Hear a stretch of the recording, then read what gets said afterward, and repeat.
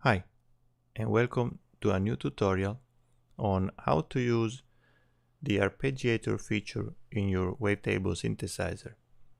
In this case, I'm going to use one of my favorites, which is Codex by Waves.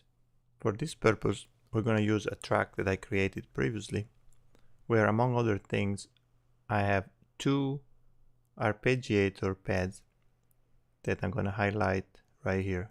These are the two tracks. And let's take a look at the first one. I'm going to open my Codex synthesizer, and first let's see how this pad was constructed. As a basic waveforms, I'm using a Juno sample and a Yamaha sample from two analog sources, and I imported the waveforms in the computer. Let's take a look first at how these two original waveforms sound.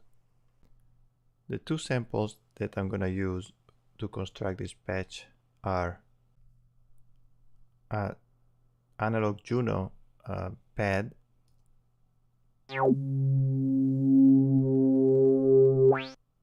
and a Yamaha CS10 sample.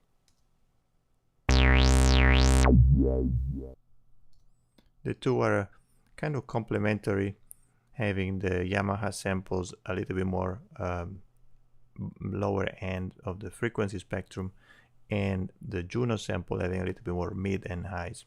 They both are fairly evolving over time, over a short amount of time. So I imported them in my codecs. I have the Juno sample for the first oscillator and the Yamaha sample for the second oscillator. As you can see, I have a fairly even mix between the two, but where the patch really comes alive is through the arpeggiator sequencer. Let's hear this first patch.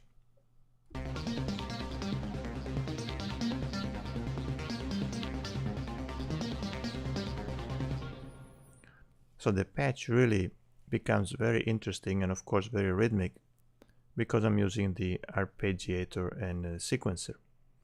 So the arpeggiator is set in sequencer mode, as you can see here, which means that now the arpeggiator will follow the changing steps that I set in this area.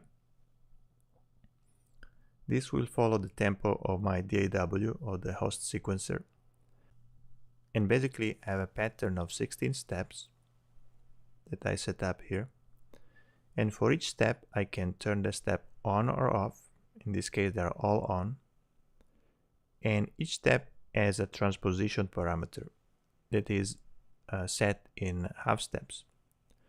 So I call this patch Arpo pad minor, because if you look at it, I have an interval of a minor third, which is 3 half steps.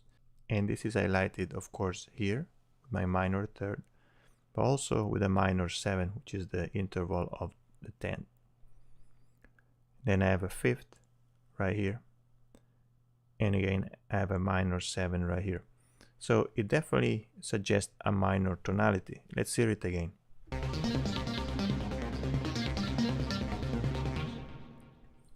So this is great because I can quickly set up a progression that starts in minor.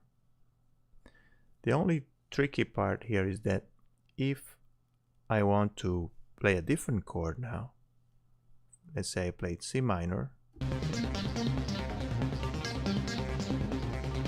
Now if I move to G as a root note,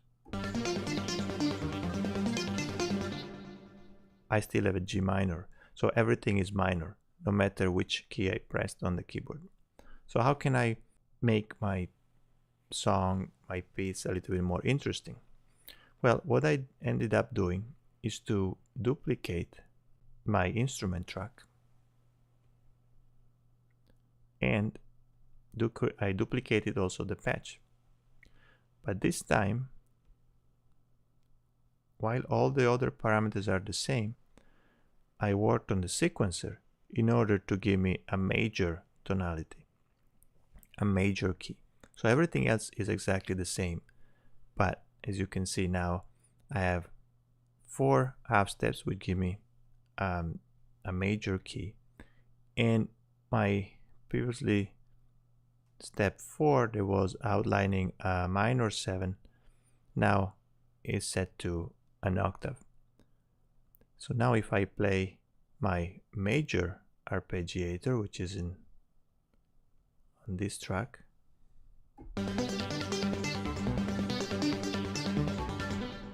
so now I have basically a minor chord, and if I switch track, a major chord.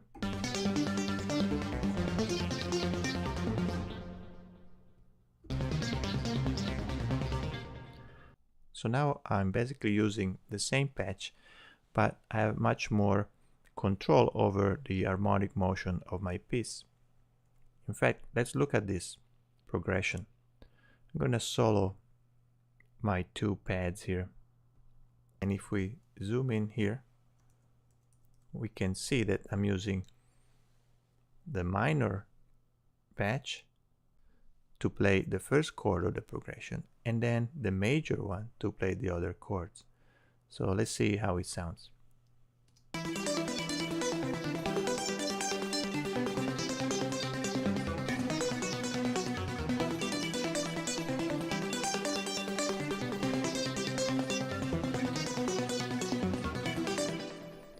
And now I can use the same patch, the same sound, the same nice evolving patch I created, but with both major and minor chords.